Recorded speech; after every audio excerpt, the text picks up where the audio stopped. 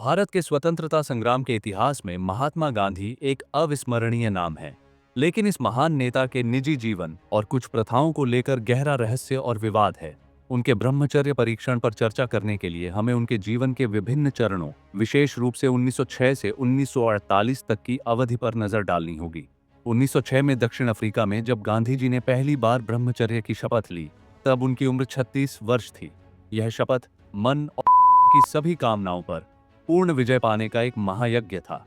गांधी का मानना था कि वास्तविक आध्यात्मिक शक्ति प्राप्त करने के लिए यह संयम आवश्यक है। लेकिन 1940 के दशक आते आते यह संयम की अवधारणा एक विचित्र और विवादास्पद रूप ले चुकी थी। 1944 की बात है। द्वितीय विश्व युद्ध पूरे जोरों पर था। भारत का स्वतंत्रता आंदोलन भी अपने चरम पर पहुंच चुका था।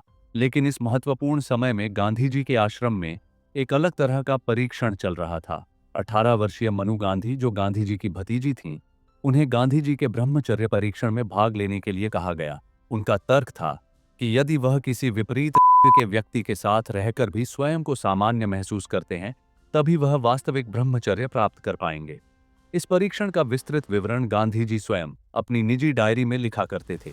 एक प्रविष्टि में उन्होंने लिखा था, आज रात मनु के साथ कंबल के बिना ईश्वर मुझे शक्ति दें। बाद में कुछ अन्य युवतियों ने भी इस परीक्षण में भाग लिया। गांधी जी के अनुसार यह एक पूर्णतः आध्यात्मिक प्रक्रिया थी, जिसका उद्देश्य आत्मशुद्धि था।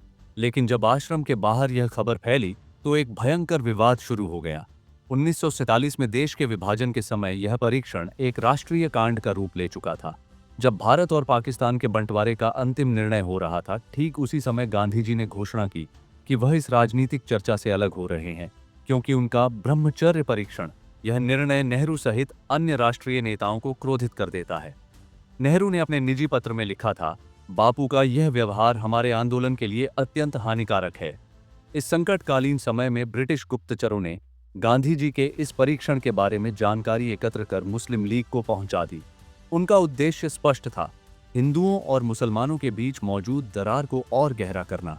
मोहम्मद अली जिन्ना ने इस अवसर का लाभ उठाते हुए सीधे कहा, गांधी का यह व्यवहार साबित करता है कि कांग्रेस नेतृत्व नैतिक रूप से कितना दिवालिया है। गांधी जी के जीवन के अंतिम दिनों में भी यह परीक्षण जारी रहा। 1948 के 30 जनवरी, उनकी मृत्यु के दिन सुबह, उन्होंने अपनी डायरी में लिखा, आज रात का परीक्षण विफल रहा। उसी दिन शाम को नाथूराम गोडसे की गोली से उनकी मृत्यु हो गई। अदालत में नाथूराम ने कहा था, मैंने एक पतित ब्राह्मण को है। लेकिन गुप्तचर रिपोर्ट के अनुसार नाथूराम की निजी डायरी में लिखा था, वह धर्म के नाम पर फैला रहे थे। इस घटनाक्रम को लेकर इतिहासकारों के बीच गहरे मतभेद हैं। कुछ शोधकर्ताओं का मानना है कि गांधी जी का यह व्यवहार एक प्रकार के विकार का परिणाम था। अन्य इसे एक गहन आध्यात्मिक साधना के रूप में देखते हैं। वहीं कुछ लोग इसमें राजनीतिक षड्यंत्र की गंध पाते हैं। गांधी जी के समर्थक तर्क देते हैं कि प्राचीन हिंदू और जैन साधुओं ने भी इस प्रकार के कठोर परीक्षणों के माध्यम से आत्मसंयम सिद्ध किया था। उनका कहना है कि गांधी जी केवल उसी प्राचीन परंपरा का अनुसरण कर रहे थे। लेकिन आलोचक जवाब देते हैं कि एक राष्ट्रीय नेता के लिए, विशेषकर देश के विभाजन जैसे संकटकालीन समय में, इस प्रकार का परीक्षण करना पूर्णतः अनुचित था। इस विवाद का एक और महत्वपूर्ण पहलू महिलाओं की भूमिका है। मनु गांधी ने बाद के जीवन में स्वीकार किया था कि उन्हें इस परीक्षण में असुविधा होती थी, लेकिन गांधी जी के प्रति सम्मान और भक्ति के कारण वह विरोध नहीं कर पाईं। यह मुद्दा महिलाओं के सम्मान और अधिकारों के प्रश्न को उठाता है। गांधी जी की मृत्यु के बाद इस विषय पर व्यापक चर्चा, आलोचना हुई। कांग्रेस नेतृत्व इस मुद्दे को जल्द से जल्द दबाना चाहते थे। वहीं गांधी जी के कुछ शिष्यों ने इस परीक्षण को उनकी आध्यात्मिक महानता का प्रमाण बताने का प्रयास किया। इतिहास के पन्नों में यह अध्याय अस्पष्ट ही रह गया है। सरकारी दस्तावेजों में इस विषय पर बहुत कम जानकारी उपलब्ध है। लेकिन गांधी जी की निजी डायरी और उनके समकालीनों के संस्मरणों से जो चित्र उभरता है, वह निस्संदेह भारत के स्वतंत्रता संग्राम के इतिहास के सबसे विचित्र और विवादित अध्यायों में से एक है।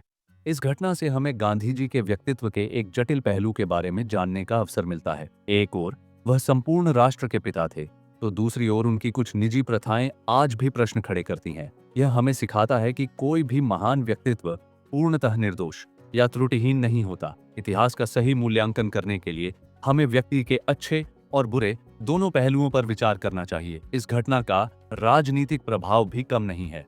कई विश्लेषकों का मानना है कि गांधी जी के इस व्यवहार ने भारत के स्वतंत्रता आंदोलन में फूट डाली और ब्रिटिश शासकों को इस फूट का लाभ उठाने का अवसर मिला।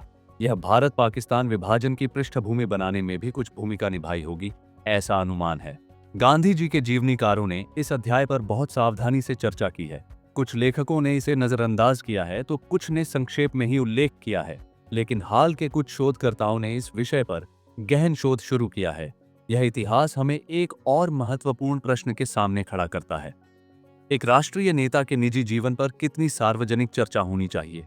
गांधी जी जैसे महान व्यक्तित्व के जीवन में भी ऐसे अध्याय हो सकते हैं जिन पर प्रश्न उठाए जा सकते हैं, लेकिन इन प्रश्नों की सीमा कहाँ होनी चाहिए? इस रहस्यमय अध्याय पर शोध और चर्चा जारी है। नए नए दस्तावेजों और साक्ष्यों के मिलने के साथ शायद एक दिन हम इस घटना की पूरी सच्चाई जान पाएंगे, लेकिन आज भी यह भारत के इतिहास का एक रहस्यमय और विवादित अध्याय बना हुआ है।